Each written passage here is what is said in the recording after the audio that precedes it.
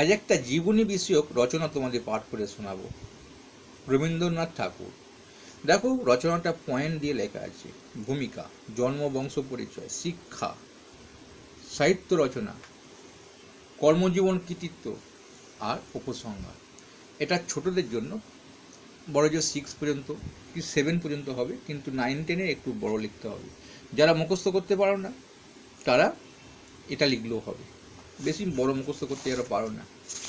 দেখো, আমি একটু পাঠ করে শোনাই। জীবনী বিষয়ক রচনা, এটা বৃত্তি পরীক্ষার জন্য খুব ইম্পর্টেন্ট হয়।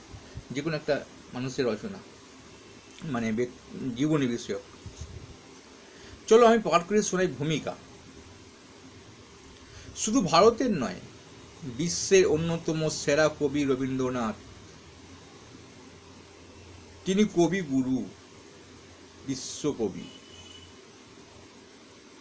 তিনি ছিলেন বহুমুখী প্রতিভার অধিকারী। এর ভূমিকা হয়ে গেল। বংশ পরিচয়। জন্ম, বংশ পরিচয়। কলকাতায় জোড়াসাঁকোয় ঠাকুর পরিবারে রবীন্দ্রনাথের জন্ম হয় 1268 সালে 25শে বৈশাখ। তার বাবার নাম দেবেন্দ্রনাথ ঠাকুর, মায়ের নাম সারদা দেবী। রবীন্দ্রনাথ প্রথমে ওরিয়েন্টাল সেমিনারি স্কুলে, তারপর নর্মাল স্কুলে ভর্তি হন, সাধারণ স্কুলে ভর্তি হন।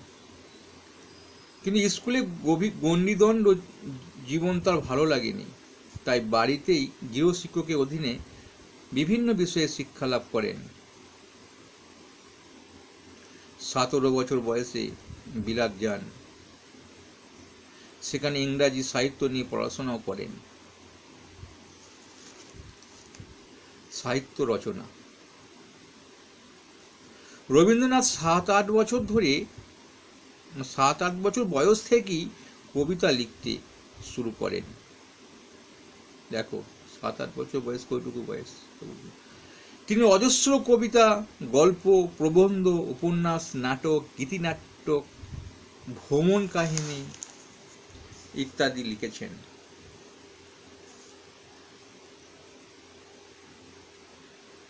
কয়েকটি প্রধান কাব্য: সোনার তরী, বলাকা, পূরবী, চিত্রা, গীতাঞ্জলি। নাটক হচ্ছে ডাকঘর, বিসর্জন, রক্তকরবী।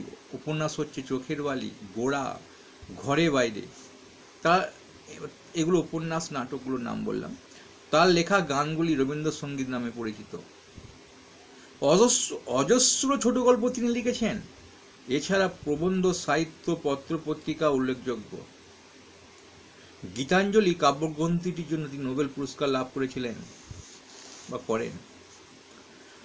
কর্মজীবন ও কৃতিত্ব। একটু পয়েন্ট দিয়ে লিখলে ভালো নম্বর পাওয়া যায়, মনেও থাকে। তো কর্মজীবন সম্পর্কে কিছু বলতে হবে।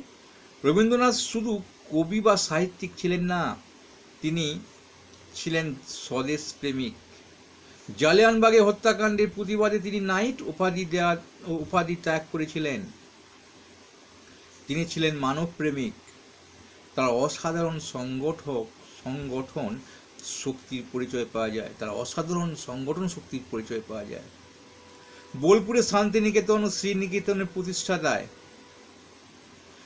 একটু ভালো করে বলে দিই, তার অসাধারণ সংগঠন শক্তির পরিচয় পাওয়া যায়। কি জন্য পরিচয় পাওয়া যায়? বোলপুরের শান্তিনিকেতন ও শ্রীনিকেতন প্রতিষ্ঠায়। মানে এই দুটো প্রতিষ্ঠা করতে গেলে অনেক সংগঠনের দরকার হয়। বেশ, তিনি নিজে ভালো গান গাইতেন, অভিনয় করতেন, ছবি আঁকতে পারতেন। তার লেখা দুটি স্বাধীন দেশের ভারত এবং বাংলাদেশের জাতীয় সঙ্গীত। ভারতীয় জাতীয় সঙ্গীতটা তার লেখা, বাংলাদেশের জাতীয় সঙ্গীতটাও তার লেখা। ভারতীয় জাতীয় সঙ্গীত কি গো? জনগণ মন অধিনায়ক। বেশ, চলো উপসংহার। এই কর্মময় পুরুষের জীবনের অবসান হয় 1348 সালে 22শে শ্রাবণ।